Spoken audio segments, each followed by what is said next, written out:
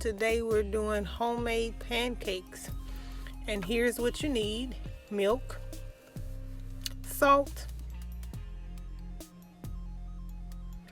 unbleached flour, baking powder.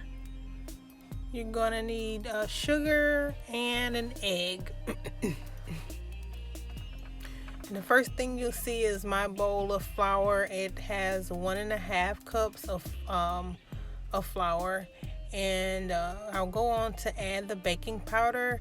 It takes 3.5 teaspoons of baking powder, and you'll see me kind of struggling to add it because I had my phone in one hand and trying to measure out with another hand. Yeah. And there goes my baby. Came in to help me out, so because he loves being in the kitchen. I call him toddler master chef. And so you'll see I'll add that. Cruz will add the last half a teaspoon, and that's everything for the baking powder. Now we're going to go on to the sea salt, or regular salt, whatever salt you have. And for the salt, it calls for 1 teaspoon. And you'll see me show it here, the 1 teaspoon of salt. And Cruz is going to throw that in. There it is. And next we have our cane sugar, or just whatever sugar you have. It calls for 1 tablespoon of sugar. 1 tablespoon of sugar. And of course, I'm gonna measure it out. You'll see Cruz pour that in there.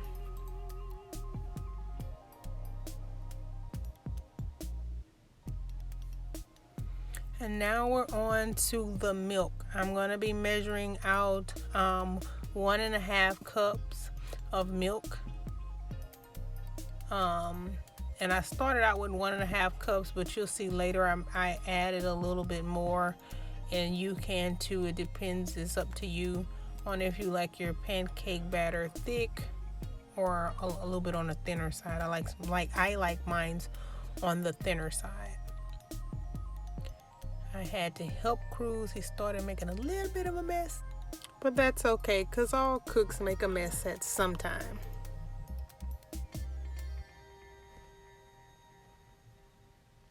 And I'm cracking in that 1 egg, and yes, I do the one hand action. Yeah.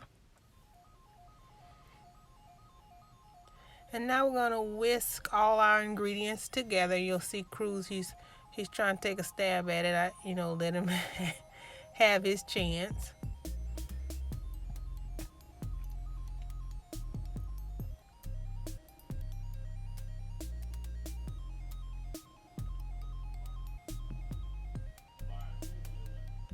And now I've kind of skipped through and whipped it up for him. But now we're going to add a little bit more milk.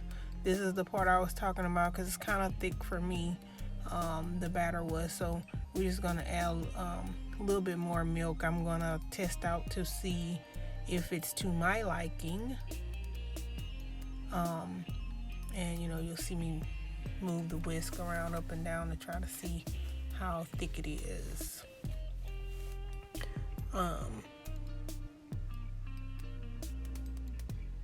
Because I'm not a fan of really thick batter.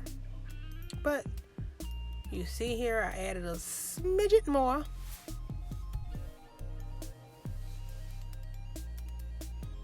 Whisk that on up.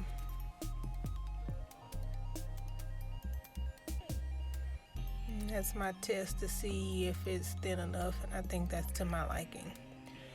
So now we're going to put the stove on medium heat and let your pan start to warm up. You'll see I put my batter in a measuring cup, and I have my oil in my little brush dispenser, and I'm going to brush the oil in the skillet. I've had people always ask me how you get your pancakes round. What's the secret? That's the secret. Put it in a measuring cup so it pours out and gets perfect circles. And so now we're going to give it at least 2 to 3 minutes for it to brown and cook. You'll see the bubbles form on top, and you'll see I kind of lift it up a little bit to look at it. It's nice brown, nice light brown, which is a good color, unless you're a person that likes yours darker. And then I'm going to go ahead and flip it here in a minute, because those bubbles are starting to just pop up everywhere, as you can see.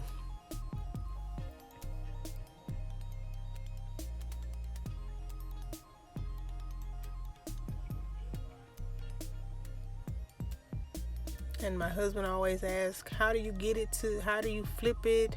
I always have trouble flipping it, but it's just get it up on that spatula all the way, and then flip it. You won't have a problem with it. I think if you try to flip it too early, then you will have issues with it. You'll see on the second one I turned my fire down a little bit because it started to heat kind of fast. It'll make your pancakes cook too fast and won't give it time for it to get the middle and they'll get those bubbles going, which can also make you have a whopped pancake. So now, of course, give it that time for it to cook. And so you didn't see me flip this pancake, but here you'll see me lifting it to look up under the other side to make sure it has that nice golden brown, and that means it's ready to go. So that's it, guys. You just get it on out of that skillet, put the syrup on it. You'll see me showing you guys that nice drip of the syrup. Ooh-wee. And I'm going to cut it so you can see the nice fluffiness of it. And that is all she wrote. Eat while it's hot and enjoy it, y'all. It's nothing like a good pancake, and this is a good one. Until next time, see you guys later.